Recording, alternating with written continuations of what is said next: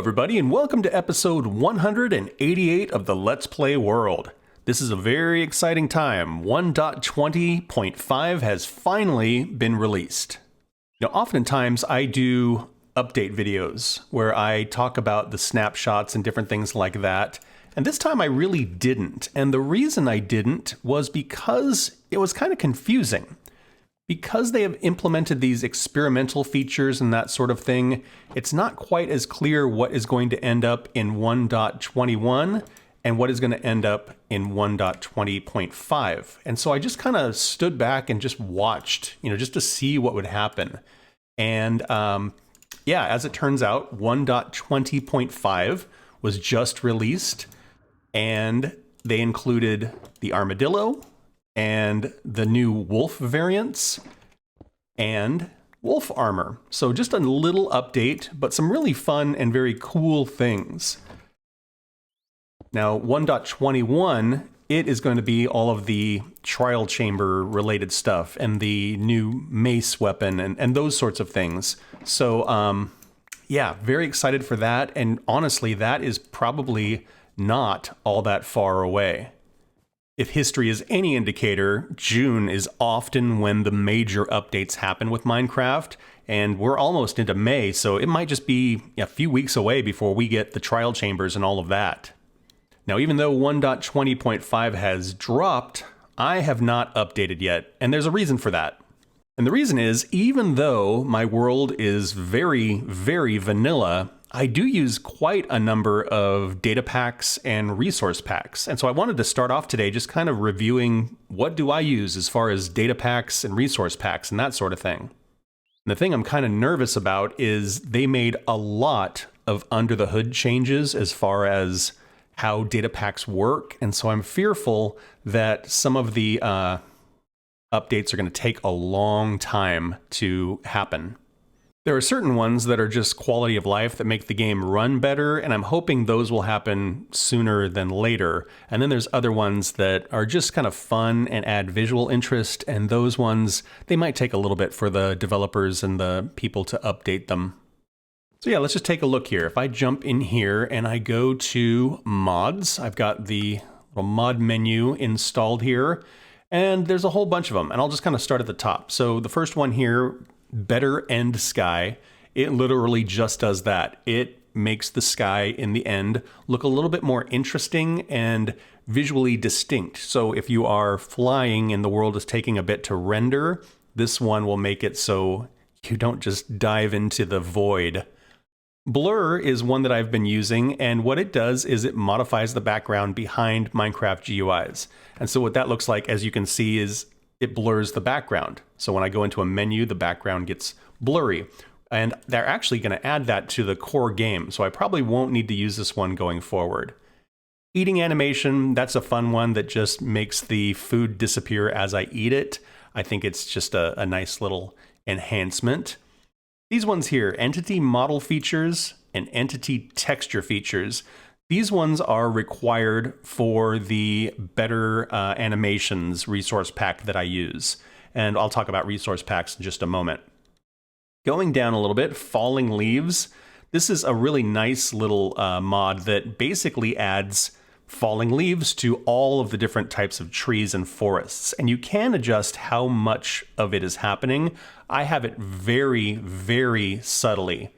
So it doesn't happen very much or very often, but if you sit and you watch the trees, occasionally you'll just see a little leaf kind of pop off and kind of float down to the ground.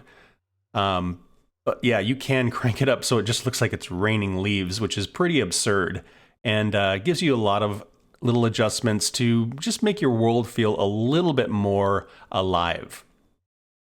So if we continue down, below the falling leaves, we've got the free cam. Free cam just allows me to break the camera away from my little character here so that I can kind of move it around. And this is helpful for some builds where you need to kind of step back and that kind of thing.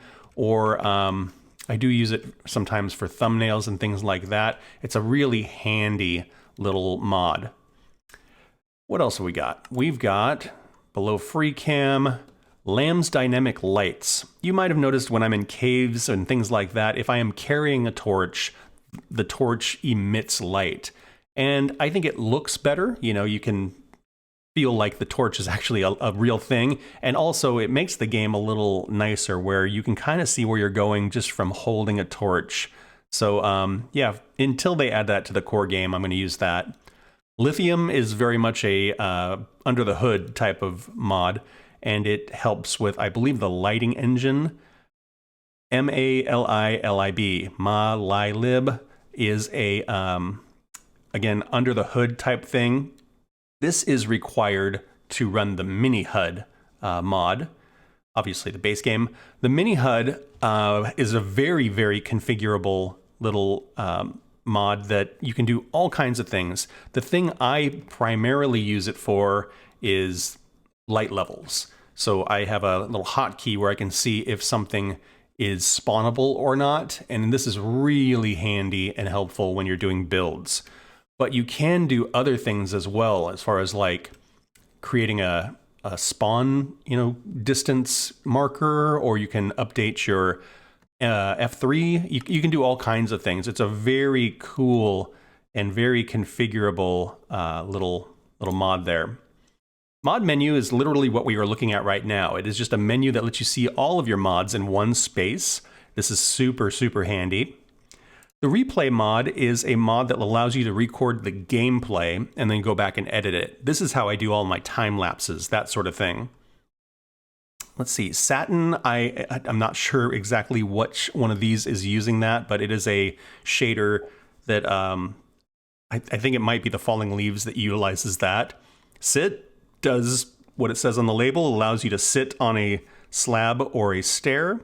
And then Sodium is a optimization mod that makes the game run a little smoother. And that's really all of the different mods that I am using. So most of them you might not have even noticed. Perhaps Better End Sky, Eating Animation, Sit, Falling Leaves. Some of those things visually are a little different, but most of the mods are very, very under the hood. Now, as far as resource packs, let's see. The fresh animations, that's the one that makes all of the mobs look different. So they kind of are more animated and do more, the villagers have fun expressions, things like that. Fabric is the base that I run all my mods on top of, and then just the default game. That's really it as far as that stuff goes. Now there's also some data packs, and some of the data packs I run are, again, pretty minimal. And a lot of those I get from the Vanilla Tweaks website. So we can take a look at that here. So resource packs and mods, they run no matter what's going on with Minecraft. But data packs are on a per save basis. So if I go into my Let's Play world and then into data packs, you can see I've just got a couple of data packs installed. One is called Anti-Enderman Grief, and what that means is that Endermen can't pick up and move blocks. I just don't want them tearing my builds apart or that sort of thing, or making my terraforming look awful. So I have this so the Endermen don't move the blocks around. I have one called Double Shulker Shells, and this one does exactly what it says. When I kill a Shulker, I get twice the shells. I find it a little boring and tedious to just scour the end for Shulkers, and so why not? And then More Mob Heads is a fun one where whenever you kill a mob, it drops its head. And it doesn't really serve any specific purpose except for collecting or for decorating. But those are the data packs that I use in my game. So if you're not familiar, Vanilla Tweaks is a website where you can just kind of go through and look at different modifications to the game, and then when you select some, it will allow you to download them as a data pack. So for example, like the Double Shulker Shells, I can add that to my data pack, and if you wanted something else like Anti-Creeper Griefing or Anti-Enderman Griefing, you can add that as well, and then when you download it, it just all comes down in one big thing and you install it and away it goes. Some of them are more invasive than others. So for example, like anti-creeper griefing, if you wanted it so the creepers would never blow up your builds, they could still kill you, but they couldn't destroy things, you could do that. I feel that's a little too cheaty. I think creepers should be dangerous, and I want to continue to fear them, so I don't install that one.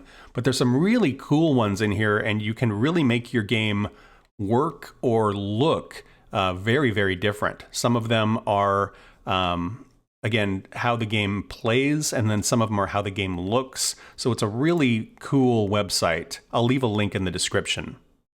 As far as the mods I use, there's two places I get them. Some of them I get from a website called CurseForge, and some of them I get from a website called Modrinth. Some of these are available on either site, and some people have different opinions about Modrinth versus CurseForge as far as their business practices, things like that. I'll let you dig into that. I've played around with other mods and other data packs that add boss mobs or mob variations or different structures you can find in the world, and some of them are really, really neat and really, really well done, but they do change the game quite a lot. And if an update happens, there's no guarantee that the mod will continue to work on the next version. And so I'm hesitant to do some of those really world-changing mods, so I pretty much stick to vanilla. If you've got questions about any of these, or you have suggestions for mods, that kind of thing, leave me a comment. I'm always happy to talk about these sorts of things. As it stands right now, only 2 of those have been updated. I think they updated Falling Leaves and they updated Sodium. So I'm going to wait a little bit before I update. And so today, we're going to spend some time in the end. And the reason we're going to do that is because I want more Shulker boxes. So let's go ahead and run through the Nether to our end portal.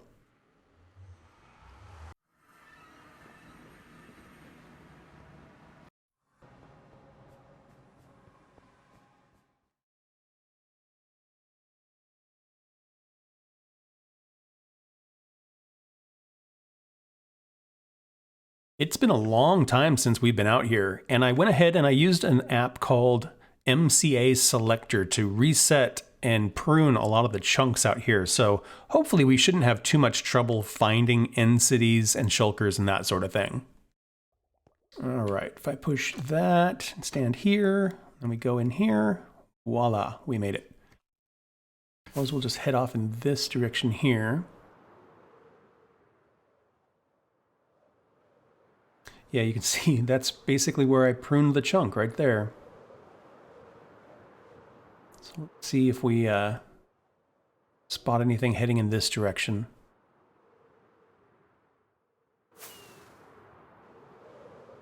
It's astounding what a massive amount of nothing is out here. And they did a nice job of adding, you know, the end cities and the elytra and stuff like that, but there's so much potential here with the end that is just so untapped. I really hope they do something interesting with the end at some point.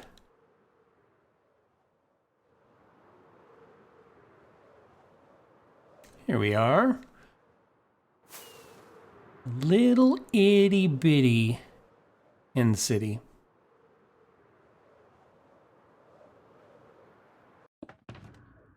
See, do I have a shield? Weird, for some reason I don't. That's annoying. Well, let's just see how this goes, I guess.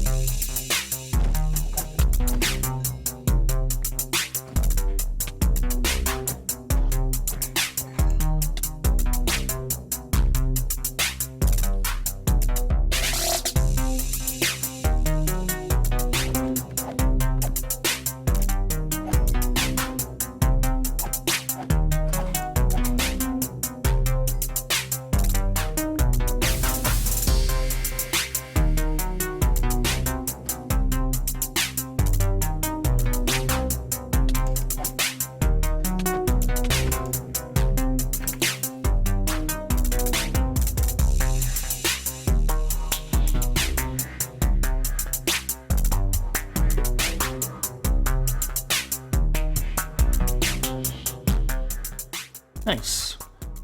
That was not very far away. And here we don't have an elytra, but again, we're mostly just looking for the shulkers. Yikes.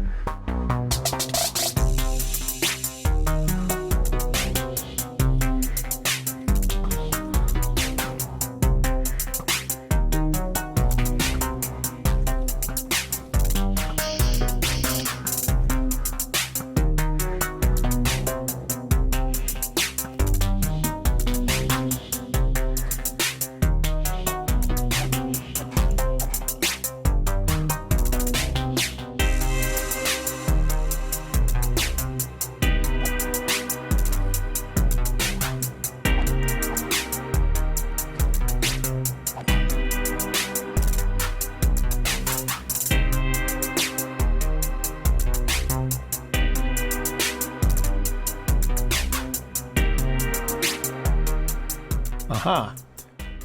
Found another one. Oh, and I found a nice little portal as well. Fantastic.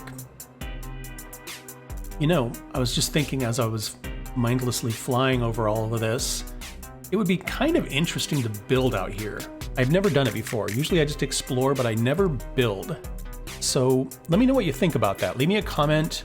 What would we build out here? You know, does it make any sense to grab a bunch of dirt and bring out a farm, or, you know, that kind of thing? One thing I know that people do, because there is no day or night, is like bee farms work really well out here because the bees never sleep. It's kind of weird and cruel, but that's the way it works. But yeah, if you have other ideas for things we could build out here, and, you know, if we're gonna build out here, we should probably map it too, because I really honestly have no idea where I am right now as far as flying around. And yeah, it might be an interesting project to undertake, but let me know if that's interesting to you or not.